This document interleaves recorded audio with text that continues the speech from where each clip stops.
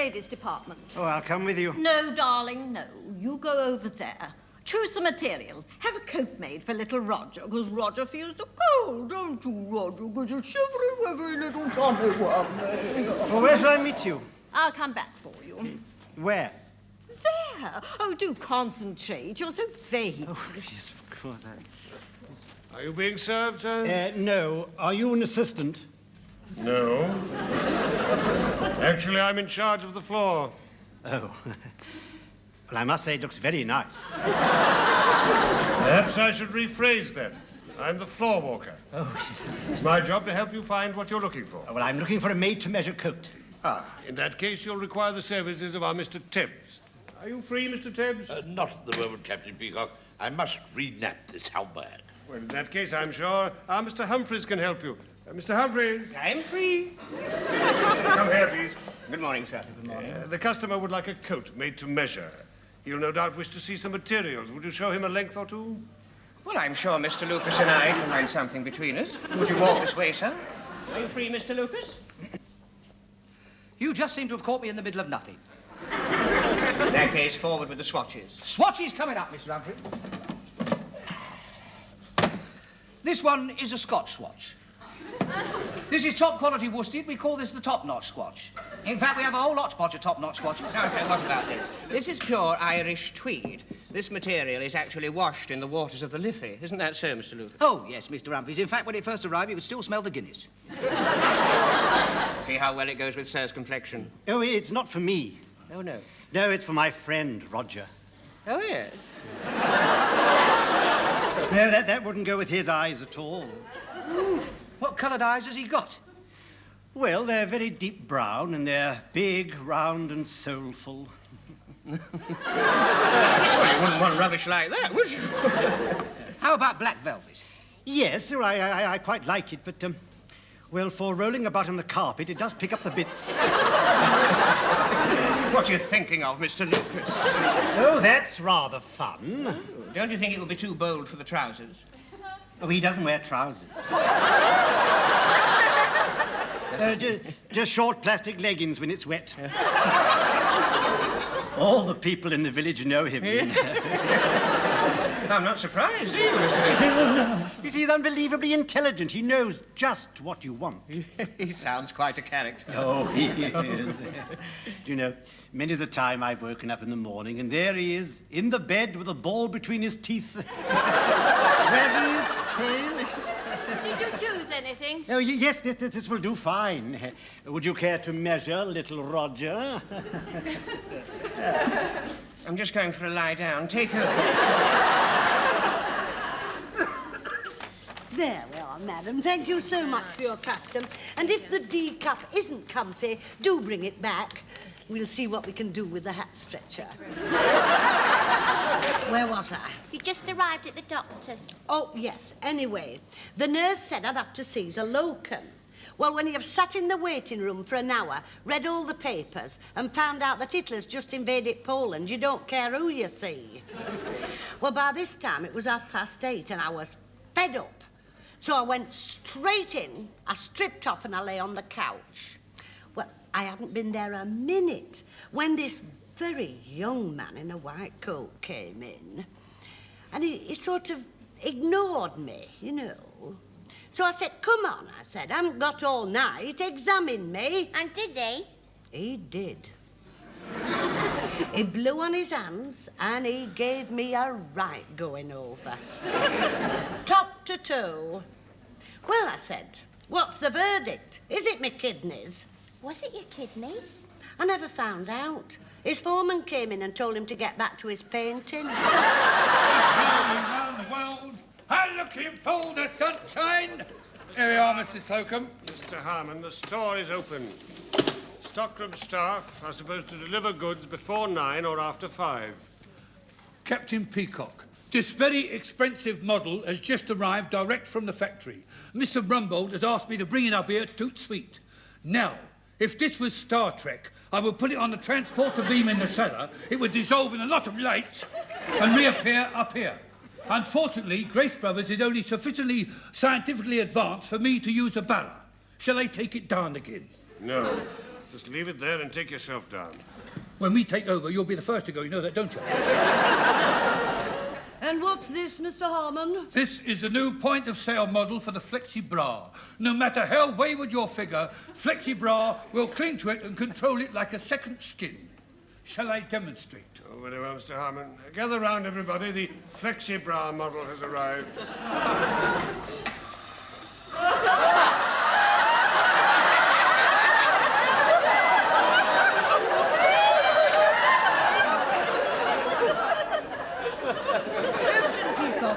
I don't think there'll be much call for that at Grace Brothers. Oh, I don't know. I could have done with one of them last night at the disco. Well, I've come across a few in my travels, but it's the first time I've seen them take evasive action. I think that Mr. Harmon should take it back to from whence it came from. Mrs. Slocum, if Mr. Rumbold wishes us to sell the garment, then I think we must try it out. Excuse me, madam. I wonder if we could interest you in the new Flexi Bra. However wayward your figure, the Flexi Bra will cling to it and control it. I know all about them, thank you. In fact, I wear one.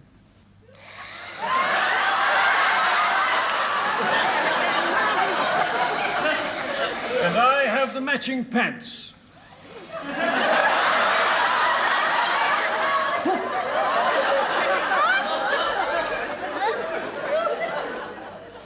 Now, you understand how this works, Mr. Grace. It's like your pacemaker. Every time you feel any stress, this little light will flash, like this. And you know what to do then? Yes, I know. When I start flashing, I'll call for you. That's right. Now, this is the battery for the spare charger, and it plugs in here.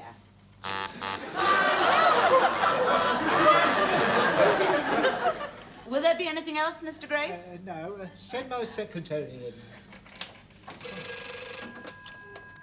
Mr. Rumbold? No, this is Mr. Grace. You've got the wrong number.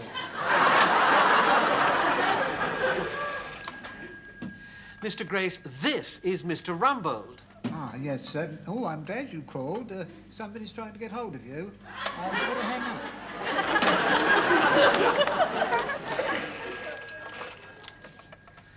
Mr. Grace, this is me, Mr. Rumbold. It was me the first time. Well, why didn't you say so? What? It's about the social club, sir. I've spoken to my department. They're all jolly keen on the idea, and they all want to join. Ah, yes. Well, my secretary's got the details. She's doing a bit of filing at the moment. I'll get her to get them. Miss Bakewell? No, not that. I want the details of the club. Here we are, sir. Ah, yes. Yes, you can have room 5. Oh, thank you very much, sir. May I say we're all very thrilled. Now.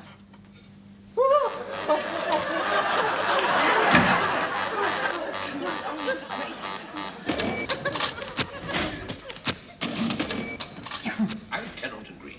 I think we all see enough of each other during the day without meeting again after hours. I hope they're not going to serve food down there. Well, they'll probably have one of those new microwave ovens. You know, roast beef, Yorkshire pud, boiled potatoes and peas, 2 minutes flat. Uneatable. We had a club down in the basement when I was a junior at Derry and Tom's. I only went once. Was it after it was bombed by the Zeppelins? Ignore him. He only sold 4 pair of Y fronts this morning and he's very bitter. Where was I? At Derry and Tom's. In the club. Mr. Lucas, you continue to be disrespectful to Mrs. Slocum. You will be sent away from this table and never allowed to eat here again. You will be blackballed. Not that as well. You were telling us about your club, Mrs. Slocum. Thank you, Captain Peacock. As I was saying, I only went once. It was full of men smoking pipes and swilling beer. I think we should give it a try. Well, what are we going to do in this club, anyway? Well, there's usually ping pong. Even in the desert, we had ping pong. Ah, that's what made Britain great. Yes, that's true. It took over from bowls, didn't it? There was Rommel knocking on the gates of El Alamein, and was Captain Peacock worried? Not a bit of it. He was winning 2012 in Cairo. If it weren't for men like Captain Peacock, where would we be now? Going down to Room Fumph to play Zipong, mit Ziping. When I was a Callow youth, I used to belong to a dancing club. Actually, I got quite good at it. We used to do charity concerts, a friend and myself, you know, with a top hat and cane. Used to call ourselves Fred and Ginger. I often wonder what's happened to Fred. Let me say here and now that I think it's an admirable opportunity for us to meet socially in a convivial atmosphere. Remove the barriers that separate us on the floor. An atmosphere where it'll be Percival and Shirley and Elizabeth. I think it's a very good idea, Steve. Not until the club opens, Mr. Lucas.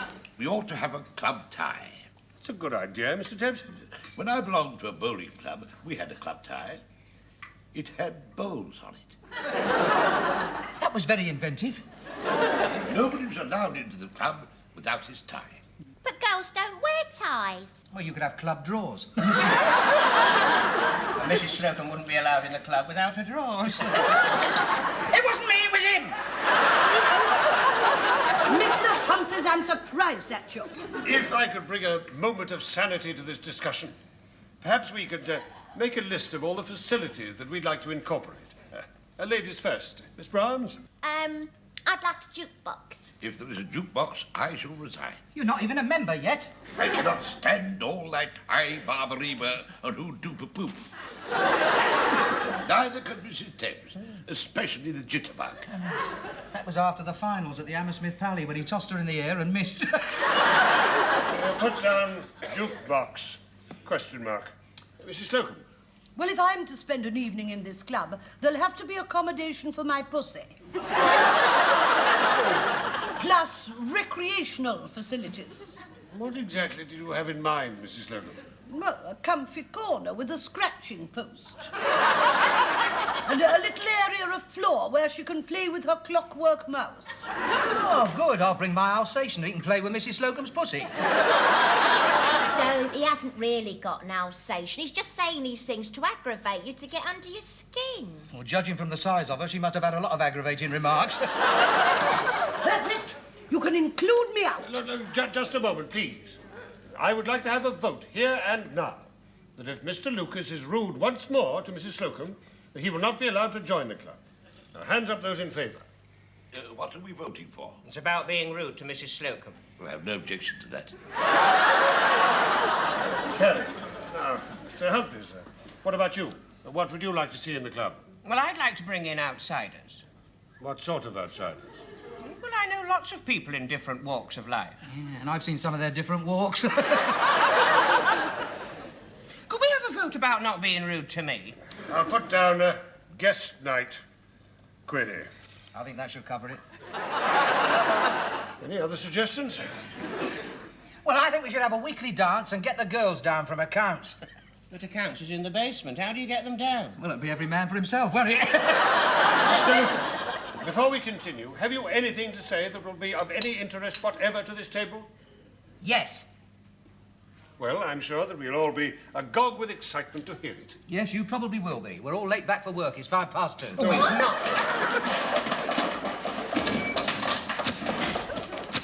This is room 5. Have you got the key, dear? Oh, here you are, Mr. Grace. Let me. I used to come down here during the war when the siren sounded. Do you think he made it before they all clear?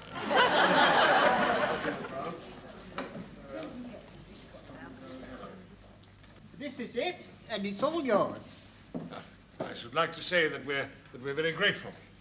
Only the words got stuck halfway. Oh, it's very stuffy in here. Can't we open a window and let some fresh air in? Mrs. Slocum, we're below ground. Well, knock a hole in the wall and let some fresh worms in. And we've got forced ventilation.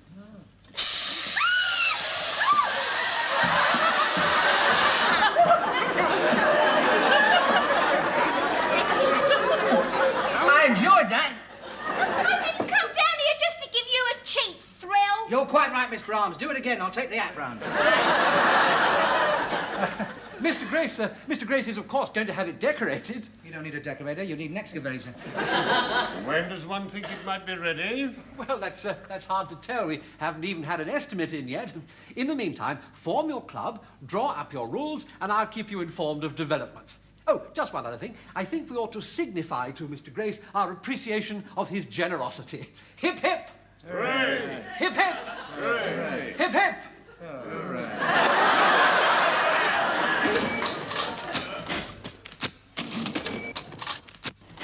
Mr. Rumbold, sorry he's delayed with young Mr. Grace, and he said, would the members of the club look through that lot and pick out which ones they would want? It's the stuff they've been trying to get rid of from decorating.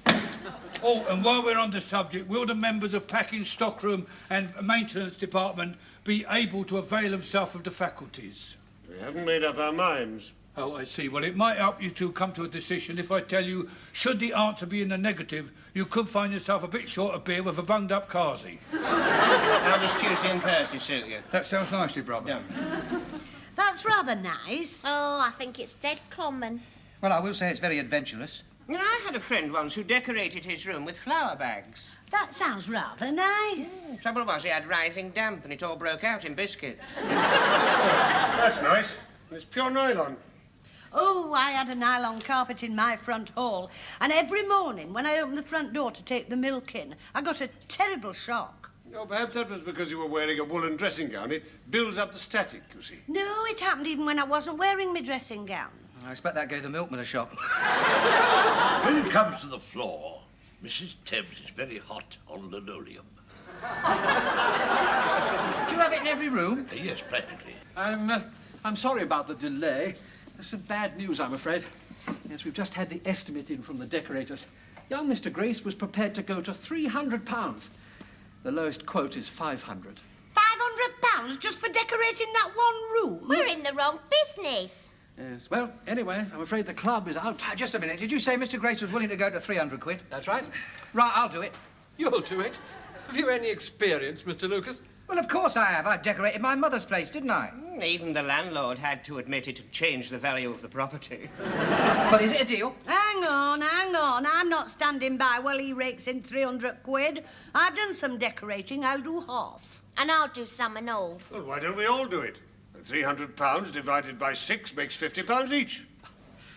What a fantastic spirit there is in my department. Really found the last few minutes most moving. If private enterprise such as this were allowed to have its head in Britain today, we could move into the 21st century a proud and strong country whose flag would fly once more in the four corners of the earth.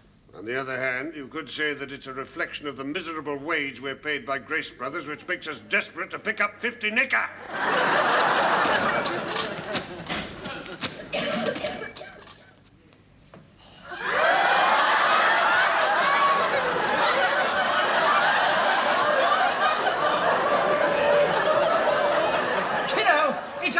This is going to look like the talk of the town in a couple of days, isn't it? Here, here's your ladder. Now, we'll start this operation in the finest traditions of the British working man. I'll put the kettle on. Maybe, comrade. Well, now, the first thing we must do is get rid of the furniture. Hurry up, everyone.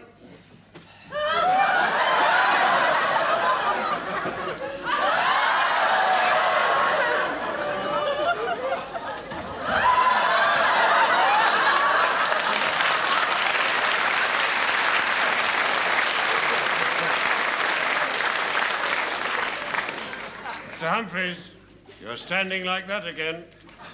Like what, Captain Peacock? Like that. Would you believe it? You know, I had 5 rolls of wallpaper under there. Well, Miss Brahms, you and I will take the desk. We'll leave the bed to the men. Whatever you say, Mrs. Slocum. Just a minute. Look, I can't take proper steps. Don't be in such a hurry. Sorry. Right. Stop. Look, it's easy for you. You can take big steps going backwards, but I can only take little steps. All right, then, you go backwards. Right.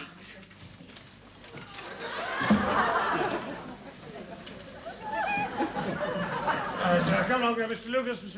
Take the mattress. Yeah, right. Roll it over, Mr. Humphreys. Yeah, I've got it. Have you got it? Yeah, I've got it. Mind what you do. Look, be careful, Mr. Lucas. All right, leave it to me. Right, I've got it. Oh, well, if you're going to just lie around, I'm going home. I'll have you know these mattresses are very hard to handle. Oh, yes. Come on, Miss Brown. Oh. We could do with your help over here, Mr. Lucas. Yeah, well, I'm sorry about that, Captain Peacock. Take the bed with me. Take this. Hey! Hey, look at this. Health and efficiency, 1938. Oh, didn't they have their hair cut short? Oh, look. Let me see. Oh, I say, George, Harry and Bert relax on a quiet beach. Must have been a very cold morning. The boys exercise in the gym. Are they Indian clubs? Not all of them. Mr. Lucas, Mr. Humphreys, can we get on? Yes. Now, you take this into the bed with me, Mr. Lucas. Mr. Humphreys, Mr. Thames, there. Oh, yes. Right. Okay, Out of the door. There we are. Now, come here. To you. Oh, no. Not going to go through, you know. We'll put it on its side, then. There we are. Through there. Come on. Easy. There you are. Clean as a whistle. Good. Keep going. Stop! I'm caught in the caster. Oh. You'll have to come back. He's castorised himself. Sit. Now, come round here, Mr. Tebbs. That's it. To you. Right. That's right. No, hang on. You'll have to come back again. No, it's no good. going wrong? Well, it's overtruding. Here, you see. It needs... no, Look, well, if you just lift it up... Put it down. Come on, out the way, everybody. Right, Miss Brahms. Hop, forward, turn, shuffle.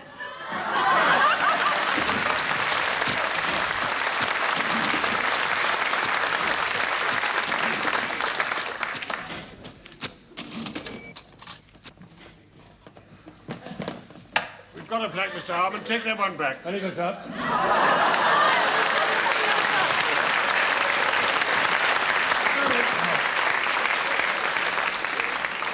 Now, I suggest that we get ourselves organised into pairs. Now, each pair can put up one piece of wallpaper, and we'll finish the job in no time at all. Now, the first thing we do is measure the paper. How do you know how much to cut off a roll? Well, we measured that before we bought it. Now, each piece has to be 8 foot 4 inches. Has anybody got a tape measure? Oh, search me. Right. Just cut that out! If she has got one, it's well hidden. My tape measure's in my drawer. Well, just pop up and get it, will you? What, 4 floors up with no lifts working? I should cocoa. Besides, I'm mixing the paste. I think I've got the answer to this. Now, this table is exactly 6 foot long, and my inside leg is 30. So, I think 6 foot 30. If you cut it about there, we should be right. Oh, well, if I cut it about there, that'll leave us with 2 inches to play with. If you're very careful with those scissors. Are you ready? Yes, I'm holding my breath. Now, be careful.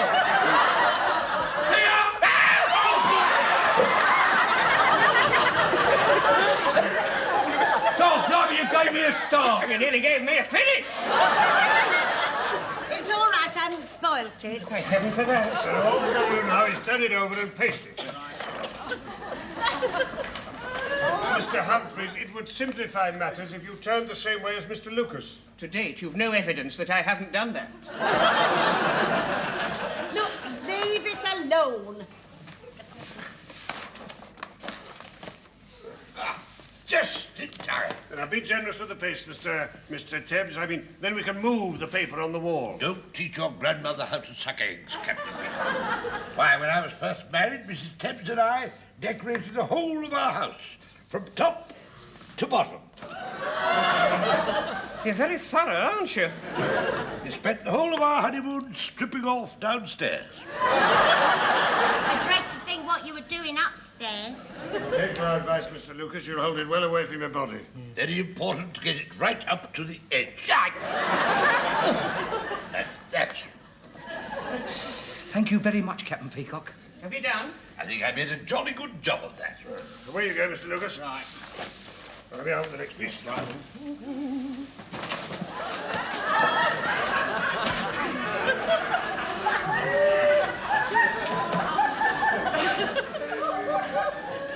think think I made a bit of a nick in this one. Do try to be more careful, Mr. Lucas. Don't worry, it'll do for the bit over the door. Well, never mind. The next piece is almost ready. Well, look, I'll take this. It's so cack-handed.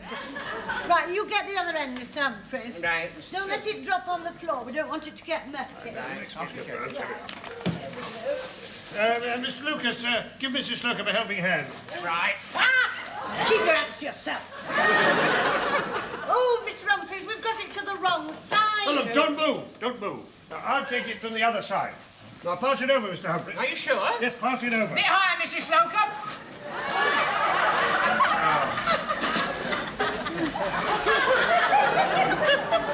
Don't worry, Captain Peacock, it'll do for the bit over the door. There's another bit ready, if anyone fancies another adventure. You know, I'm sick of this. You get to the other end, we'll do this. Now, we'll pass it to the back of the steps. Yes, you go round the back, that's about it. There.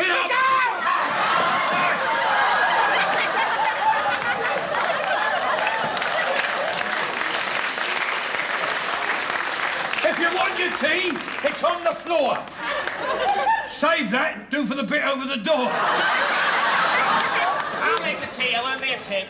If we go on at this rate, I shall require some more paste. Here, more paste, Mr. Thames.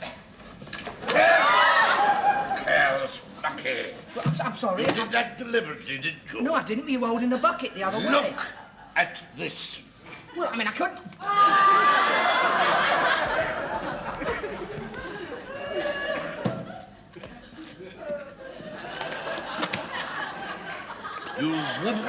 You wouldn't dare. Oh, yes, I would. I believe you would. Mr. Lucas, stop that. Stop. Oh, look at him. He's always so stuck up. Now you look like a clown.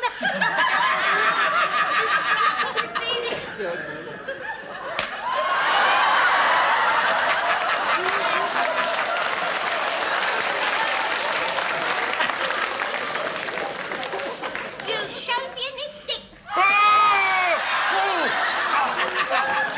I'll get you. I'll get you.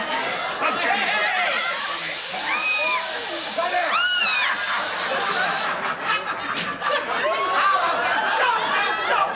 Get off, will you? Right, that's it, never miss anything. What are you doing? Haven't been